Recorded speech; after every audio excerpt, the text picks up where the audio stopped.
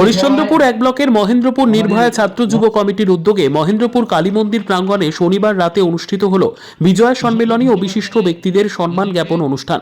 হরিশ্চন্দ্রপুর থানা, হরিশ্চন্দ্রপুর গ্রামীণ হাসপাতাল, হরিশ্চন্দ্রপুর দমকল অফিস ও হরিশ্চন্দ্রপুর বিদ্যুৎ দপ্তর সহ এলাকার বিশিষ্টজনকে শারদ সম্মান জ্ঞাপন করা হয়। এদিন বিজয় সম্মেলনী অনুষ্ঠানের পাশাপাশি এলাকার খুদেদের নিয়ে সাংস্কৃতিক অনুষ্ঠান করা হয়। বহিরাগত শিল্পীদের দ্বারা মা কালীর আবির্ভাব নিয়ে একটি নাটক মঞ্চস্থ হয়। উপস্থিত ছিলেন জেলা তৃণমূলের সাধারণ সম্পাদক জম্বু রহমান, তৃণমূলের হরিশ্চন্দ্রপুর অঞ্চলের অঞ্চল সভাপতি সঞ্জীব গুপ্তা সহ অন্যরা।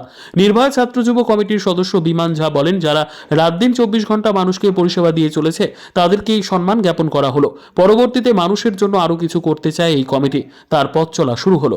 সম্মেলনী এবং বিশিষ্ট ব্যক্তিদের সম্বর্ধনা জ্ঞাপন ছিল। কিসের উদ্যোগে হলো এটা?